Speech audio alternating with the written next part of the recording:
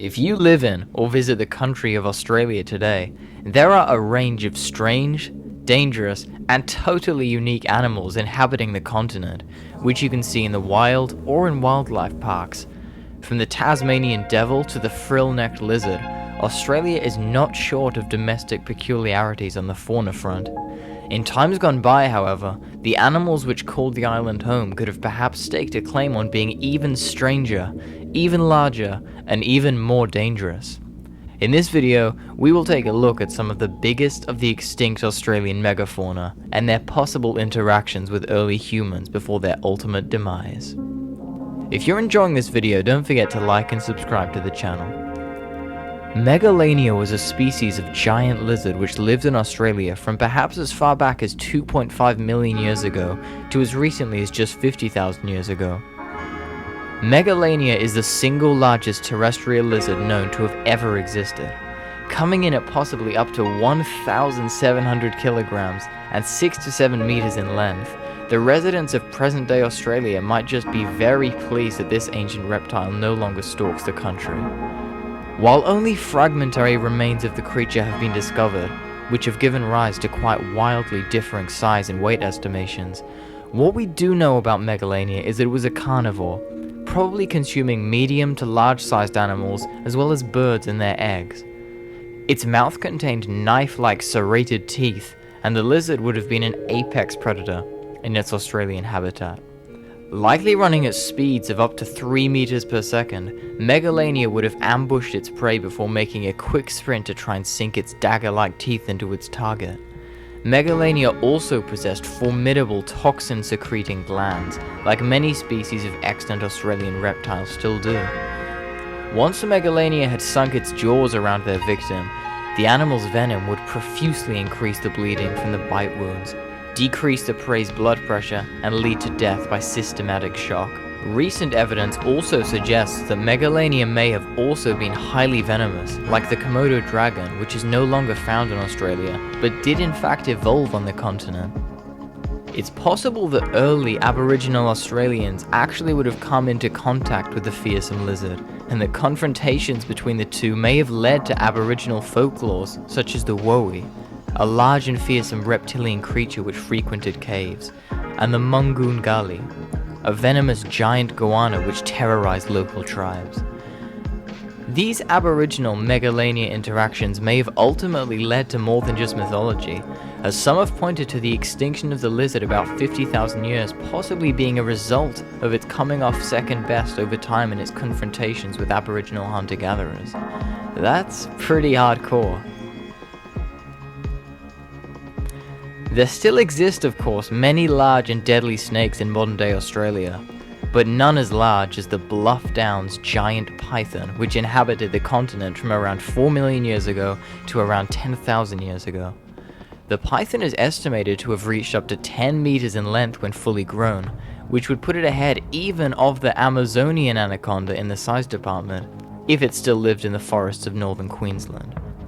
The snake was named Dubberdingala, or ghost squeezer, by indigenous Australians, reflecting its tremendous capacity to constrict and suffocate its victims. This fearsome reptile most likely hunted prey such as birds and mammals in the woodlands, using heat-sensitive pits around its mouth. Due to a lack of fossils, we can only speculate as to how large the prey of the giant python could have been, but snakes of a smaller size have been known to feed on large mammals, so it is quite possible some victims of the python included animals as large as wallabies and pigs.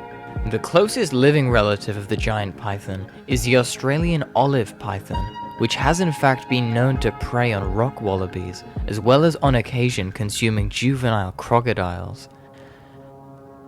Shifting away from carnivorous fever dreams towards pure mammoth size, we come to the Diprotodon, which was a marsupial which inhabited most of the Australian continent, roaming long distances at a speed of about 6 kilometers per hour between around 1.2 million to 40,000 years ago.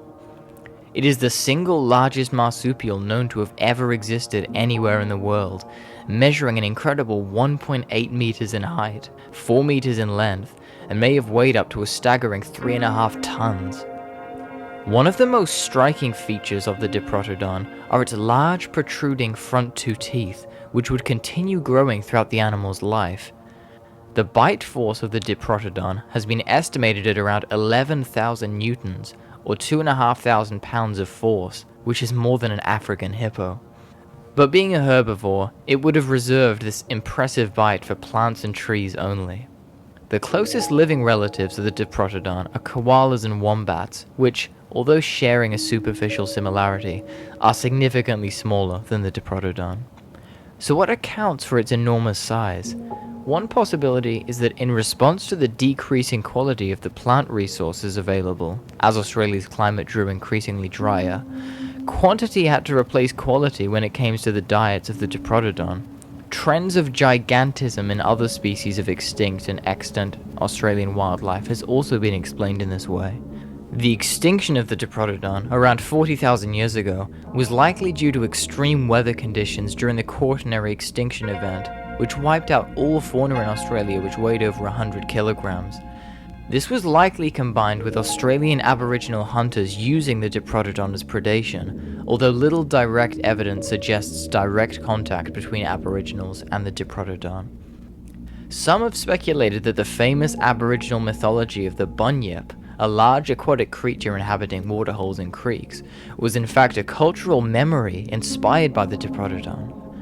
Since the first discovery of Diprotodon fossils in 1830, most of the remains of the animal have been found in or nearby dried up rivers and lakes, perhaps lending credence to the bunyip inspiration theory. Last on today's list we have Murray glossus, also known as Hackett's giant echidna, which was, as the name suggests, an abnormally large species of echidna which largely lived in the desert regions of Western Australia until about 12,000 years ago. Species of echidna still exist in Australia, but whilst these present-day ones are about 40 to 50 centimeters in length, Hackett's giant echidna was around a meter in length, 60 centimeters tall, and weighed 30 kilograms. Although there is an insufficient amount of archaeological material to make many definitive claims about the animal, some of the fossils of the giant echidna have burn marks and cuts on them, probably suggesting that Aboriginal Australians would hunt it. As the current consensus is Aboriginals inhabited Australia for at least 50,000 years, overlap and interactions between the Aboriginals and the giant echidna would make sense. Additionally, rock art created by the indigenous Australians has also been discovered in northern Australia, representing what some would speculate may in fact be the Hackett's giant echidna. Various hypotheses have been put forward as to the predominant reasons for the extinction of so many of the Australian megafauna. As many species went extinct from around 50 to 10,000 years ago, changes in climate associated with the Quaternary extinction event have been proposed, as well as the original human contact with the previously uninhabited continent at around the same time. This human contact likely wreaked havoc on the Australian fauna and flora, as hunting and human-made fires decimated bushland and natural habitats for many animals. Thanks for watching this video, and see you next time.